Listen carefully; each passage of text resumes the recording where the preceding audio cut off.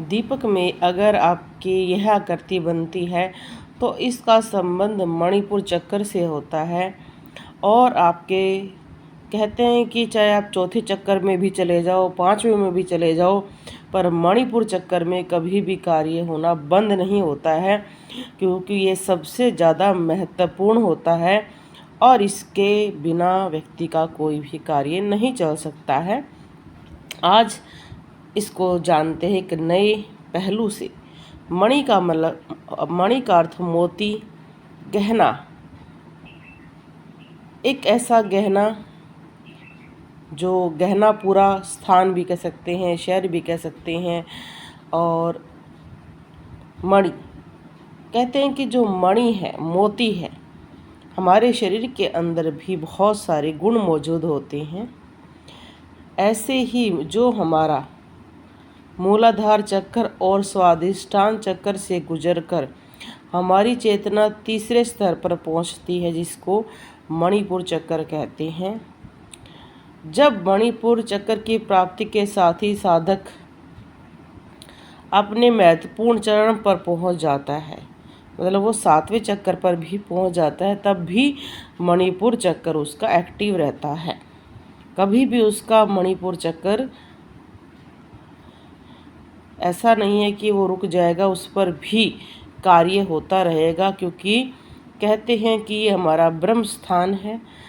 जैसे नाभि से ब्रह्मा जी की उत्पत्ति हुई थी, ऐसे ही हमारी सभी चीज़ों का संबंध हमारे नाभि से होता है, हमारे पेट से होता है।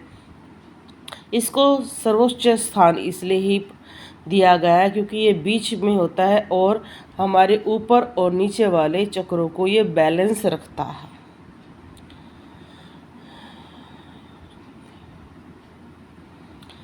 मणिपुर चक्र की स्थिति नाभि के पीछे पेट के मध्य में होती है, इसलिए इसे नाभि केंद्र के नाम से भी जाना जाता है। अधिक सटीक रूप से कहें तो पिछत्तर नाभि से लगभग 7 सेंटीमीटर ऊपर नीचे फैलता है और इसी में हमारा शरीर में इसका प्रतिरूप जाल बनता है। मणिपुर चक्र रत्नों का शहर इसे कहा जाता है, क्योंकि ये हमारा सबसे प्रमुख भाग होता है और हमारे ऊपर के चक्रों को और नीचे के चक्रों को ये बैलेंस करता है, हमें आत्मविश्वास देता है, अच्छा स्वास्थ्य देता है और नए नए कार्य करने की प्रेरणा देता है। चक्रों के साथ साथ आप देखते हैं कि सभी चक्रों पर कुछ ना कुछ कार्य होता रहता है और हमें अनुभव होते रहते हैं, पर सबसे ज़्यादा महत्वपूर्ण मणिपुर चक्र को क्यों कहा गया है? 7 चक्कर को तो कहा ही गया है क्योंकि 7वें चक्कर तक बहुत ही कम लोग पहुंच पाते हैं, पर कहा जाता है कि मणिपुर चक्कर का भी स्थान बहुत ही श्रेष्ठ माना गया है, क्योंकि इसके बिना ये बैलेंस नहीं होता है। तो बहुत सारे लोगों का अग्नि तत्व ज़्यादा एक्टिव रहता है और वो बहुत ज़्यादा पेट से संबंधित तकलीफ़ पाते हैं, गुस्सा बहुत आता है, उनके मन में बहुत सारा भय उत्पन्न रहता है। और कहते हैं जिसका मणिपुर चक्र जागृत रहता है तो उसके अंदर एक ही बहुत ही बड़ी भावना रहती है कि मैं प्रभु का हूँ और प्रभु मेरा ज़रूर मदद करेंगे। कहते हैं कि आत्मविश्वास मणिपुर चक्र के अन्य मोतियों की तरह होता है। इन मोतियों की खोज नहीं लेते हैं, जैसे जैसे हमें प्रभु से प्यार होता है हमारे मन से सारा डर दूर हो जाता है। मणिपुर चक्र का मानस से गहरा संबंध है। मानसिक समस्याओं अक्सर पाचन समस्याएं को जन्म देती हैं। आप ये बात समझ गए होंगे कि जो मानसिक समस्याएं हैं वो हमारे पाचन संबंध को भी इफ़ेक्ट देती हैं।